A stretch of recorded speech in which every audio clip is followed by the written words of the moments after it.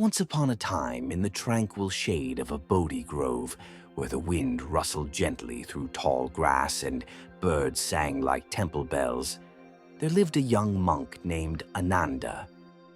He was one of the most devoted disciples of the Buddha, kind, sincere, and filled with longing for truth. But within the silence of the monastery, Ananda carried a storm he could not speak aloud.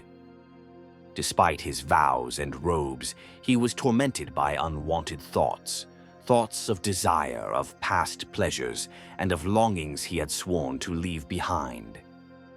Each time he sat in meditation, these thoughts crept in like shadows. He tried to push them away. He tried to chant. He tried to imagine the Buddha's face. Yet the more he resisted, the louder they became. Lust, shame, guilt, fear. It was a fire that would not die. One morning, unable to bear the burden anymore, Ananda knelt before the Buddha as he returned from alms round. With eyes lowered and heart heavy, he whispered, "Master, I am not pure. I am failing. These thoughts, they return again and again. I don't want them, but they take root like weeds in my mind." The Buddha looked at him with eyes as calm as moonlight. "Ananda," he said gently, "do you believe the mind is a cup that once emptied stays clean forever?" Ananda shook his head. "Then why do you fear that dust returns to a window? Is it not the nature of windows to gather dust and of disciples to clean it?" Ananda blinked.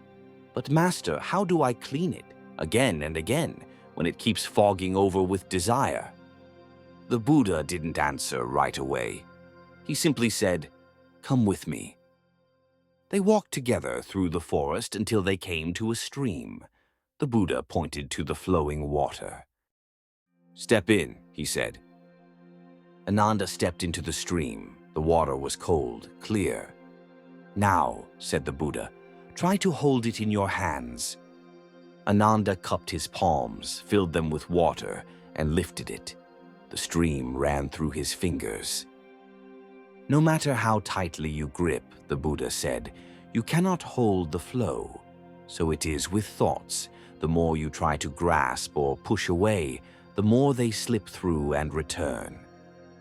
Ananda looked down at his dripping hands. "So what should I do, Master?" The Buddha smiled, and his voice softened like the breeze. "Don't fight your thoughts, Ananda. Don't run from them, and don't cling to them. Watch them. Observe as they come.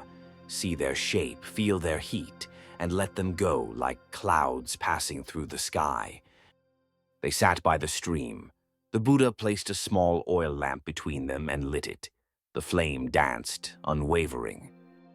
"This flame," he said, "is your awareness. When desire rises, don't judge it. Don't indulge it. Simply look at it with steady eyes. Say to yourself, 'Ah, desire has arisen.' Nothing more. Just watch it, the way you would watch this flame." Ananda listened, breathing slow and deep. "But how do I weaken it, Master? This craving, this pull, it feels so strong." The Buddha nodded. "When fire is fed, it grows. When fire is ignored, it fades. Do not feed it with shame or indulgence. Feed the flame of awareness instead." Then the Buddha shared a technique he called turning the lamp inward. "Whenever a thought of desire comes," he said, "do this.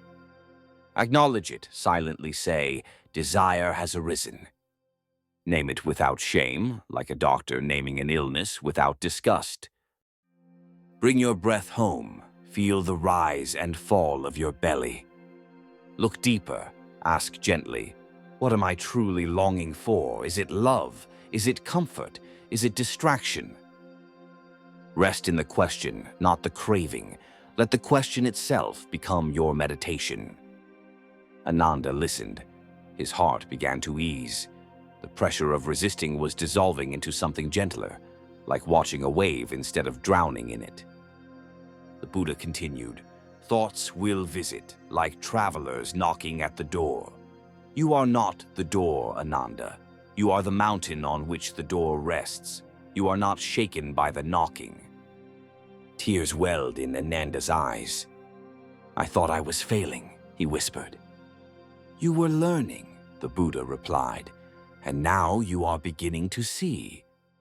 From that day onward, Ananda didn't fight his thoughts.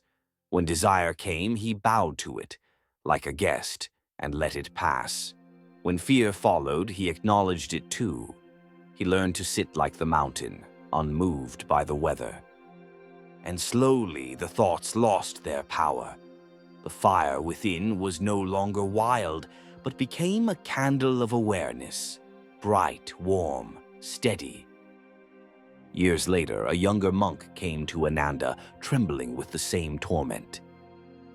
I can't control these thoughts, he said. They're shameful. I feel lost. Ananda smiled, placed a hand on his shoulder, and said, Let me tell you about the stream and the lamp and the fire that does not burn. We are not defined by our thoughts, but by how we meet them. Lust, fear, anger, these are visitors, not residents. Through mindfulness, acceptance, and gentle observation, we can turn even our greatest struggles into stepping stones toward freedom. If this story brought clarity to your heart, share it with someone seeking peace. Like, subscribe, and return tomorrow for more real-life Zen stories that calm the mind and awaken the soul.